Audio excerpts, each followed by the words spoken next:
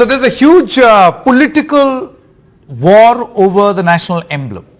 The national emblem, its big version was inaugurated, thrown open to the public by the Prime Minister. He performed a puja.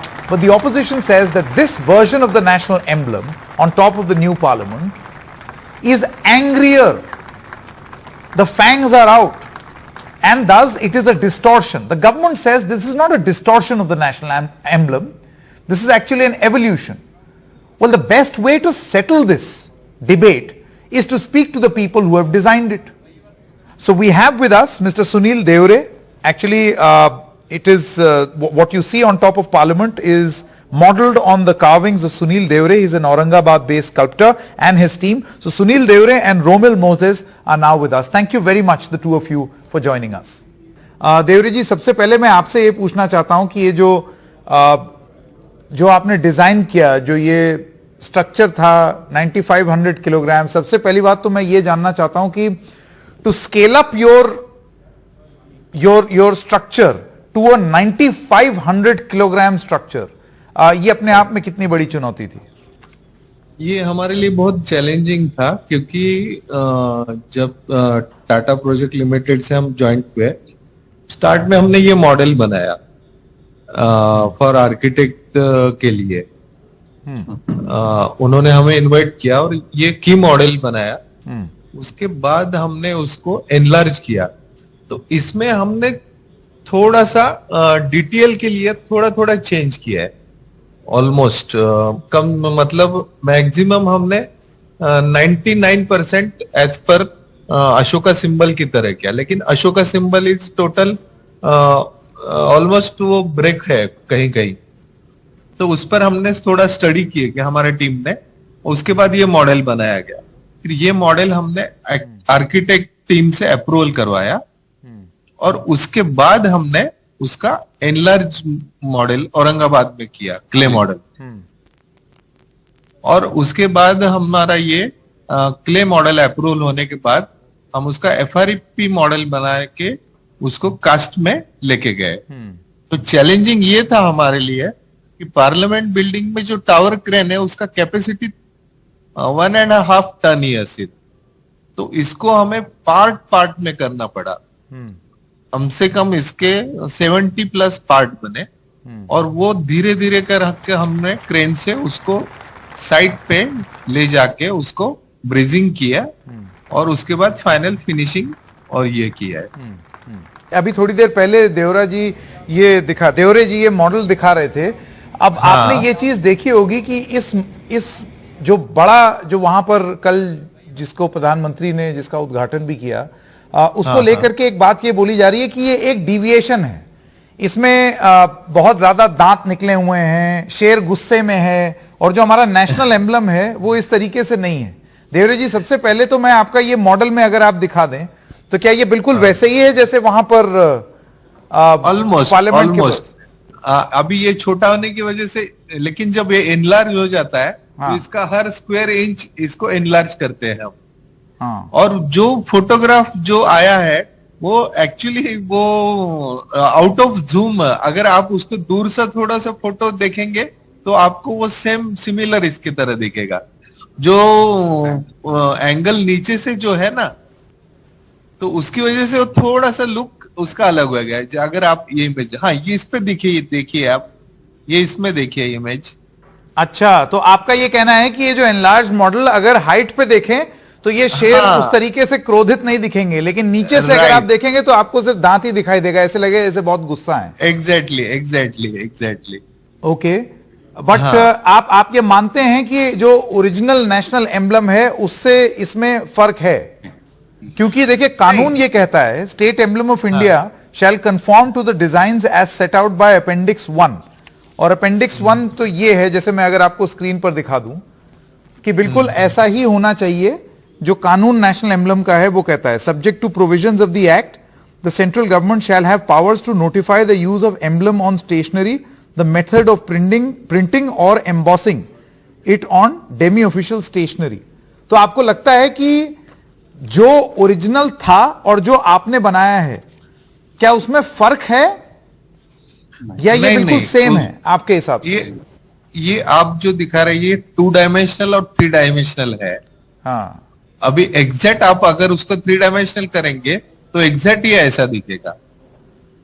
हाँ, 19-20 का तो change हो सकता है, लेकिन exactly हमारा ये है, मतलब 0.1 0.1 तो वो आर्टिस्ट अपना ये किया, लेकिन आप जो दिखा रहे देवरे हो जी 2D मुझे ये इमेज है। बताइए, ये जो आरोप लग रहे हैं, मेरे ख्याल से अब तक खबर तो आप तक पहुंची गई होगी, आपको तो पता ही होगा। लोगों का ये कहना कि पहले जो ये जो सिंह बैठे थे नेशनल एम्बलम में, अशोक लायंस कैपिटल पे, वो उतने क्रोधित नहीं थे, उनके दांत उतने ज्यादा नहीं निकल रहे थे, वो उतने गुस्सैल नहीं दिखते थे।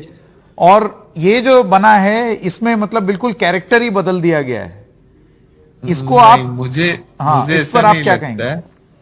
नहीं, मुझे ऐसा नहीं लगता है। एज एन आर्टिस्ट एस्थेटिकली जो भी हम सोच के बनाते हैं उसमें हमने पूरी कोशिश की है कि वो रिसर्च किया है, वो म्यूजियम में जाके उस पर रिसर्च किया है।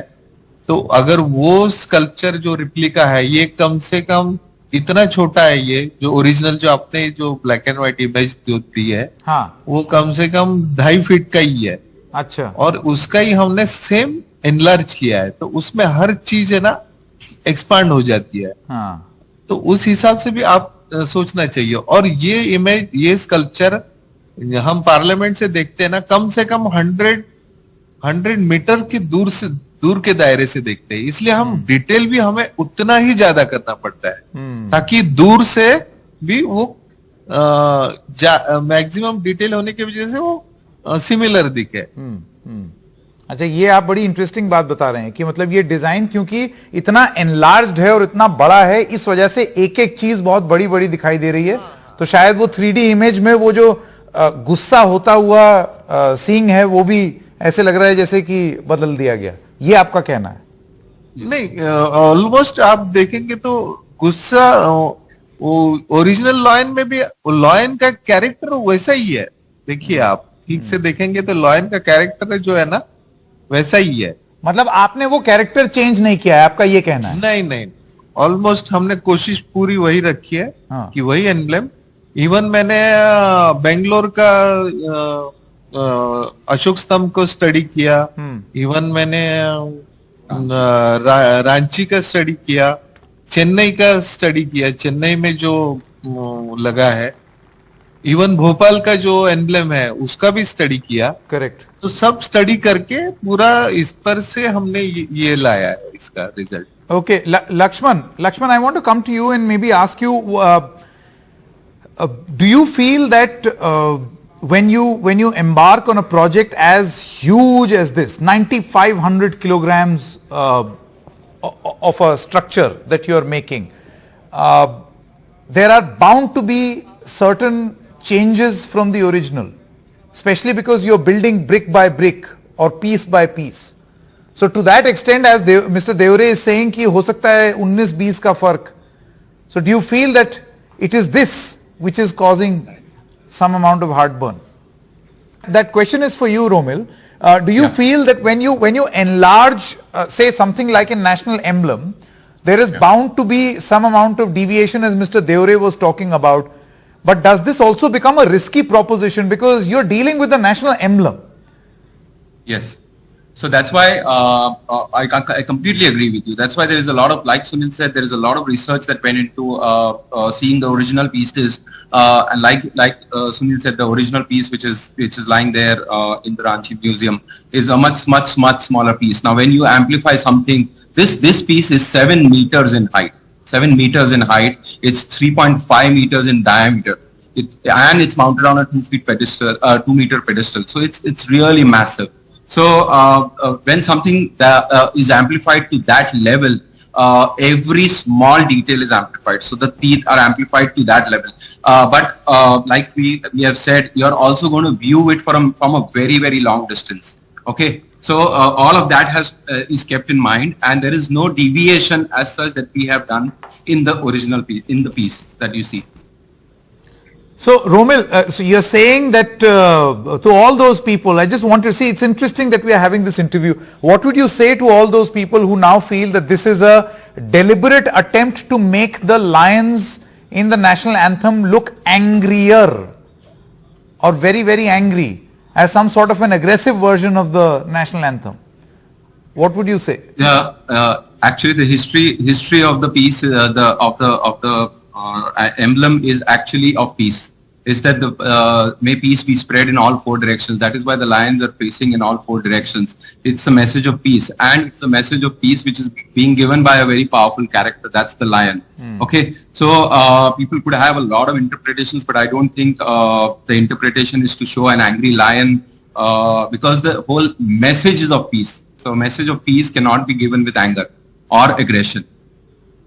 I think that's an important point. Deori जी, आप अगर दोहराना चाहें, मुझे आपकी बात में वो दम लगा जो आप कह रहे हैं कि अगर ऑब्वियसली लो एंगल से कैमरा लगाएंगे तो हमेशा नीचे से कोई चीज बहुत ज्यादा एम्पलीफाई होगी, और अगर सेम हाइट से देखेंगे, because you know this rule is applicable to television also, in television medium also, अगर आप आई लेवल पे रहेंगे तो you will get the real picture. Do you think it's that?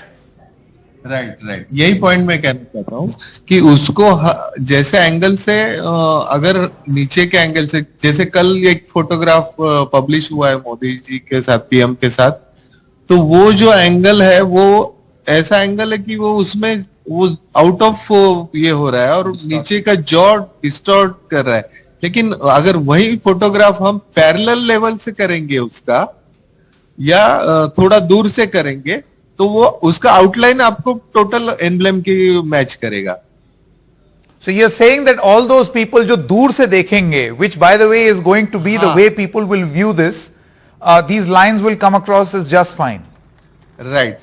अभी सेम मॉडल अगर मैं इसको ये एंगल से दिखाता हूँ और पास में जाके उसको ऐसे दिखाता हूँ, तो बहुत उसका कैरेक्टर चेंज हो जाता है.